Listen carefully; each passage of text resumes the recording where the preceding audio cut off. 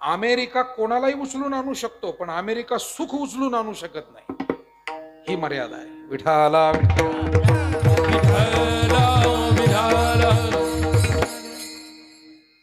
काय करावं त्या ट्रम्पला.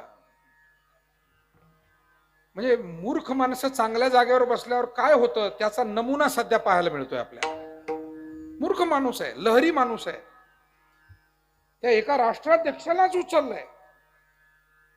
असतील काही कारण, परंतु अशा पद्धतीनं शेवटी साहेब इथं बसलेत. कायदा ज्याला म्हणतात, काही कायदे आहे, काही नियम आहे आणि त्या पद्धतीनं त्या काही गोष्टी आहे. पण इतका अतिरेक, सगळ्या जगालाच आपल्या ताब्यात ठेवायचंय, वेठीच धरायचंय. जगाचे सगळंच जे काही मौल्यवान भांडार आहे, मग ते तेलाचं, सोन्याचं, कशाचं, त्याच्यावर आपलाच ताबा असावा, अशी जी भावना आहे. आणि त्यातून ही आसुरी प्रवृत्ती आहे. पण सांगतो, तो ट्रम्प असो नाही तर लहानात लहान कुणी असो, वस्तू आणता येतात, अनेक गोष्टी आणता येतात, पण सुख आणता येत नाही. कारण सुख सेवेतून, सद्गुणातून आणि सदाचरणातून मिळतं. ते जगात विकत घेता आलेलं नाही आणि येणाऱ्या काळात सुद्धा ते कधी घेता येणार. सुविधा विकत घेता येतात. सोपं सांगू का, गादी घेता येते, झोप विकत घेता येत नाही. 50,000ची गादी आपण घेऊ शकतो, पण झोप आपण विकत घेऊ शकत. विठाला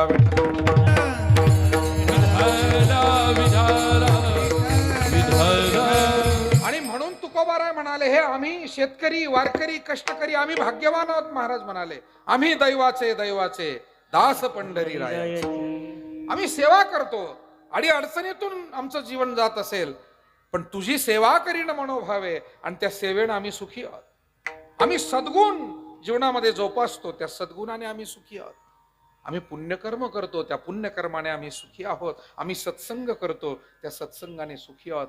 जरा पुढे जाऊन बोलायचं, आम्ही पारायण करतो, आम्ही आरती करतो, आम्ही देवपूजा करतो, आम्ही ग्रंथ वाचतो, आम्ही व्रत उपवास करतो, आणि आपल्या सर्वांच्या जीवनात जे सुख आहे ते त्यामुळे आहे. ध्यानात ठेवा, आपलं घर लहान आहे का मोठं आहे त्यावर सुख नाही, आपली गाडी लहान आहे का मोठी त्यावर सुख नाही, आपल्याकडे दागिने कमी आहे का जास्त आहे त्यावर सुद्धा सुख. तर आपण जीवनात पुण्यकर्म करतो की नाही त्यावर सुख अवलंबून आहे. विठाला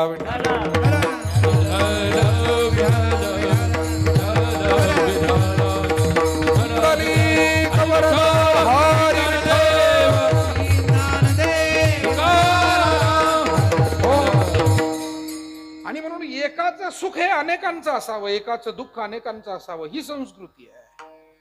नाही तर एखाद्याच्या दुःखावर आपण हसावं, ही विकृती आहे.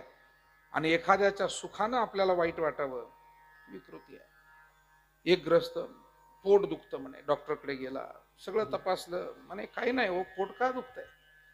म्हणे काही नाही, शेजाऱ्याचा पोरगा नोकरीला लागला तेव्हापासून दुखतंय म्हणे. डॉक्टर म्हणाला, मी जे काही वैद्यकीय ज्ञान घेतलंय त्याच्यामध्ये अशी गोळी कुठेही या पोटदुखीवर गोळी नाही. विठाला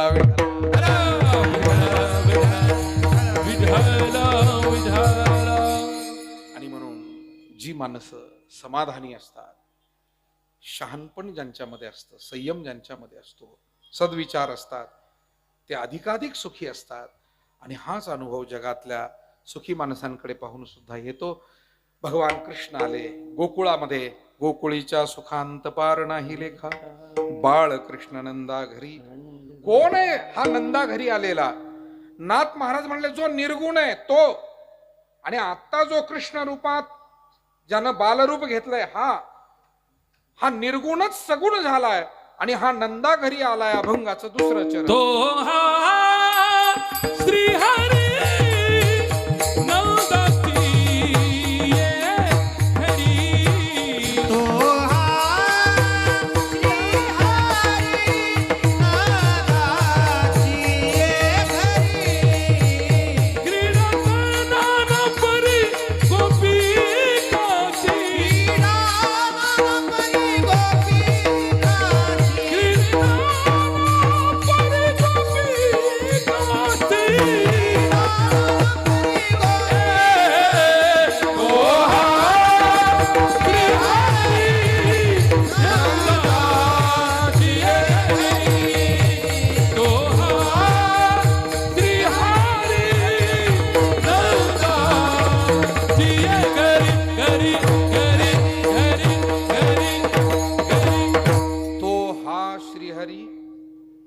ज्या ज्या वेळेला संत वाङ्मयामध्ये तो हा शब्द जोडून येतात तिथे निर्गुण आणि सगुण.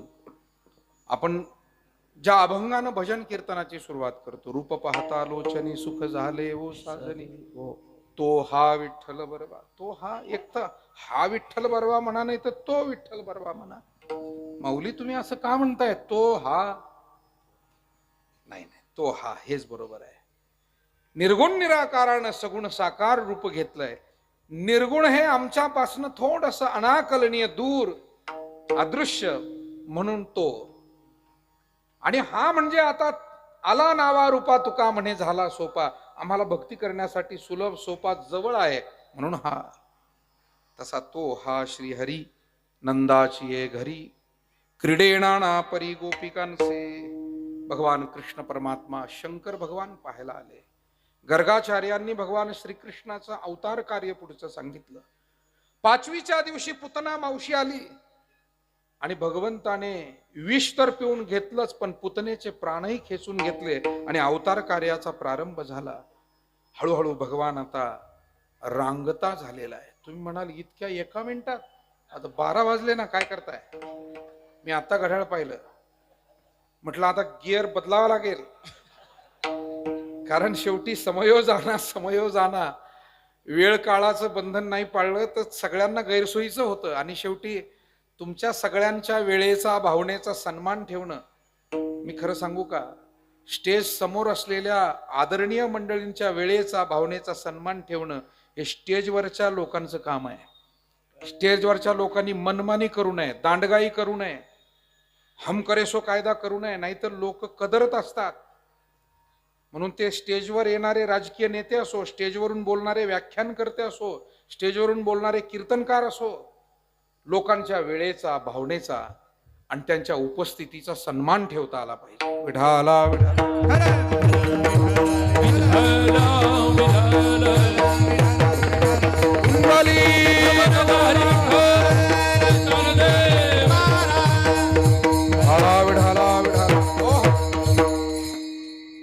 थोडस जलद गतीनं आपण समारोपाकडे 10-5 मिनिटांमध्ये समारोपाकडे जाऊया. कारण पुढे आमच्या साई प्रतिष्ठानच्या सर्व मंडळींना ज्या ज्या काही योगदानदाते आहेत आणि इतर काही गोष्टींचा उहापोह 2-5-10 मिनिट त्यांना तो वेळ आवश्यक असतो. आणि असा वेळेत हा कार्यक्रम आपण त्याचं समापन करूया. नाथ महाराज म्हणाले, तो हा श्री हरिनंदाची ये घरी, क्रीडे नाना परी. रांगता झालेला आहे. पेंद्या, वाकड्या, बोबड्या सगळे गोपाळ एकत्र केले आणि गोपाळांना एकत्र करून रांगत रंगणी, चोरीत लोणी, धावणी धरिती गवळणी, बांधिती चरणी देती गारहाणी, यशोदे सागणी. गोपाळ आणि गवळणींना आता भगवान परमात्म्याने त्यांचं मन स्वतःकडे आकर्षित करून घेतलेलं होतं. विठाला विठाला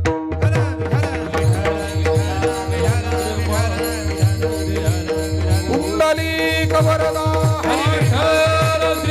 देव. भगवंताचं एक नाव आहे पा, मनमोहन, किंवा दुसरं एक नाव आहे मनोहर. हे एक श्रीकृष्णाची नाव आहे बरं. मनोहर, जो मनाचं हरण करतो. मुरली मनोहर रे माधवा माधवा, मुरली मनोहर रे माधवा माधवा. सुर नर किन्नर नारद तुंबर, सुर नर किन्नर नारद तुंबर, सुर नर किन्नर नारद तुंबर, सुर नर किन्नर नारद, सुर नर किन्नर नारद तुंबर, सुर नर किन्नर नारद तुंबर. गाती निरंतर रे माधवा, रे माधवा. मुरली मनोहर रे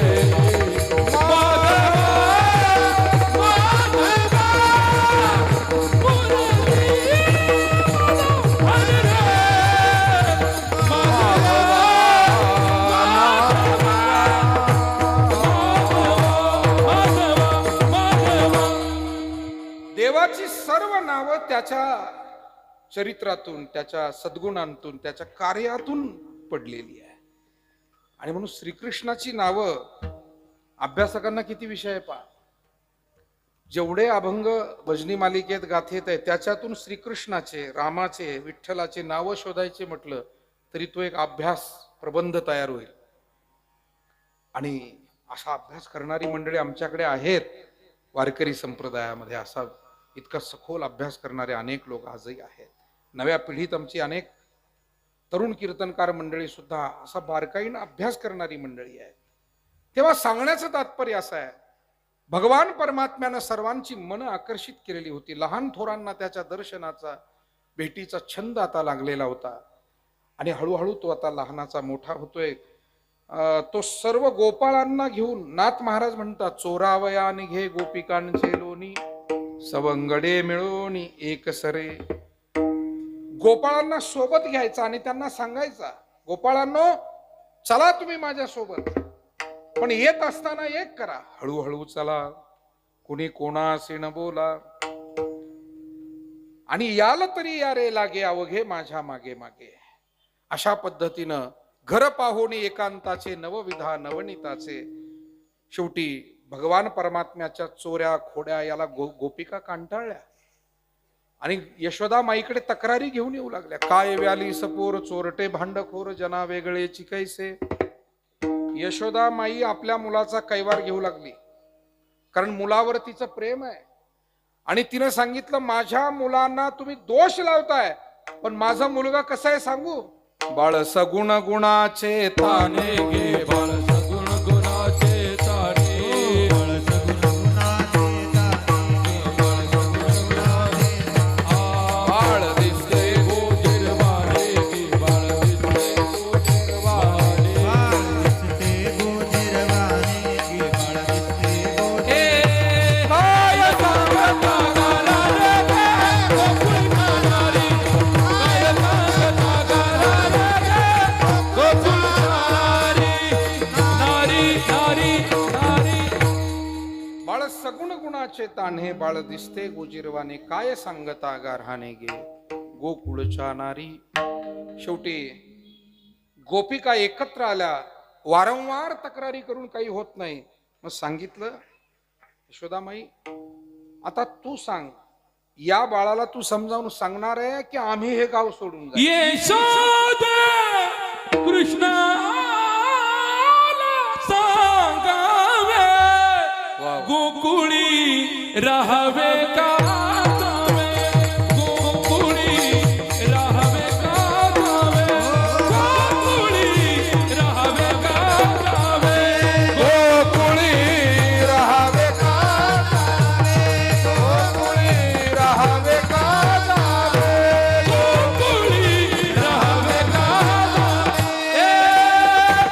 अवघ्या मिळून गवळारी, जात होते मधुर बाजारी.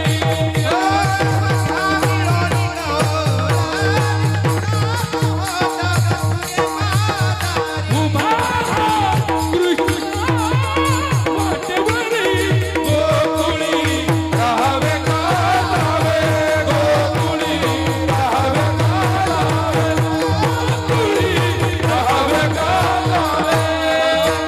जावे, जावे जावे. यशोदा माईला जेव्हा गवळणींनी शेवटचा हा प्रश्न विचारला, वाईट वाटलं आणि सांगितलं, कृष्णा खोडी दे टाकोनी, ही खोडी तू आता सोडली पाहिजे. पण भगवंताला माहिती होतं गावातलं कार्य झालंय. महाबळ भटाला आपण शिक्षा केली, तृणावर्त राक्षसाला संपवलं, शकटासुराचा उद्धार केला, पुतना मावशीलाही मोक्षपद दिलं. पण अजून कालिया मर्दन करायचंय. कंस, चानूर, मर्दन, मुष्टिक, शिशुपाल, जरासंध, वक्रदंत इत्यादी राक्षसांना अजूनही धडा शिकवायचा आहे, दंड द्यायचा आहे. एका अर्थाने वेटिंग लिस्ट अजून आहे. आणि मग एवढं जर कार्य आहे, पुढेही बहुत करणे आहे, महाराजांनी अभंगात असं म्हटलंय. आणि म्हणून भगवंतानं काय केलं, खोड्या कमी नाही केल्या. म्हणाले आता आईची परवानगी त्याशिवाय मिळणार नाही, आईच्याच खोड्या केल्या. ब्रह्मलीन गुरुवर्य नारायणगिरीजी महाराज सांगायचे की यशोदा माई जर स्वयंपाकाला लागली तर तिला मीठ सापडायचं नाही, मिरची सापडायची नाही, मसाला सापडायचा नाही. कारण कृष्ण काय करायचा, या उतरंडीचं मडकं त्या उतरंडीला नेऊन लावायचं, वरचं मडकं खाली नेऊन लावायचं, असं सगळं फिरवा फिरव करून ठेवायचं. आणि ती जास्त फिरवा फिरव झाली ना, मग घोळ कळत नाही. सध्या महाराष्ट्रात जास्त फिरवा फिरव झाली. कोणतं मडकं नेमक्या कोणत्या उतरंडीचं आहे त्याचा काही थांग पत्ता लागायला तयार नाही. विठाला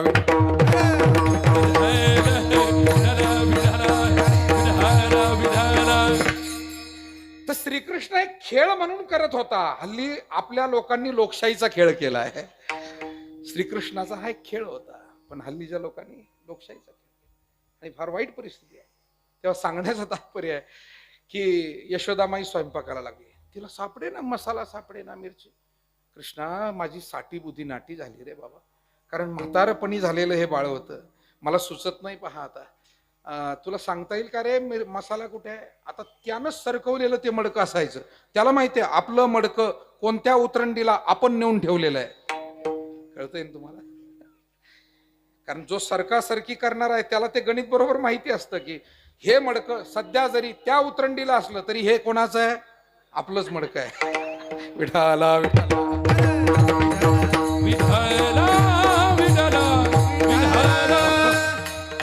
आणि मग ते बरोबर तो जायचा, आई मसाला पाहिजे ना, आणून द्यायचा. काय गुणवान बाळ आहे ग माझं. आणि मग ती यशोदा दुसऱ्या बायांना सांगायची, यशोदा म्हणायची, पहा माझं पोरग काय हुशार आहे, मला सापडे ना हो मगापासून, बरोबर त्यानं मसाला आणून दिला, मला सुचत नाही. आता गुरुवारी नारायणगिरी महाराज म्हणायचे, यशोदामाई तुला सुचत नाही असं नाही, तुझं हे पोरग तुला सुचू देत नाही. महाराज फार गोड सांगायचे. तेव्हा अशा रीतीनं भगवान कृष्ण परमात्म्यानं आईच्या खोड्या केल्या. आईच्या लक्षात आलं, सांगितलं उद्या जाई तुरा ना सवे घेवोनी गोधना. आनंद झाला आणि गोपाळांसोबत भगवान परमात्मा आता गायी चारण्यासाठी निघालाय. गायी चरायला सोडलेल्या आहे आणि गोपाळांचे खेळ रंगलेले आहे. एका जनार्दनी खेळत असे खेळ, एका जनार्दनी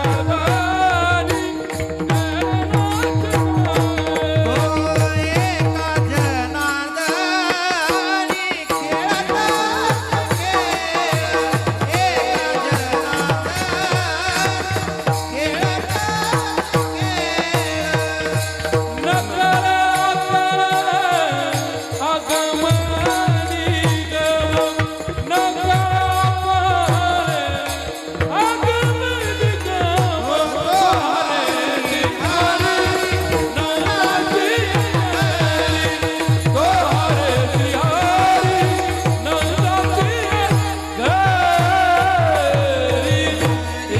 खेळत एका जनार्दनी खेळत असे खेळ, नकळे आकळ अगम निगमा.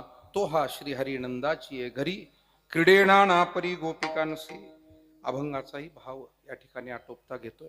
आणि भगवान कृष्ण परमात्म्याने गोपाळांसोबत अनेक प्रकारचे जे खेळ खेळले, नाथ महाराजांनी त्याचं वर्णन केलंय, अनेक संतांनी केले. कोणकोणते खेळ खेळलेला आहे भगवान? विटी, दांडू, चेंडू, लगोरी, नाना परी, हमामा पोरा हमामा, हमामा पोरा हमामा, ए तुमरी बाजे नमामा, तुमरी बाजे नमामा, ए हमामा पोरा हमामा, हमामा पोरा हमामा, ए अपकटू बकटू बक पोरा त्रिगुण देवा मानो, ए अपकटू बकटू बक पोरा त्रिगुण देवा मानो.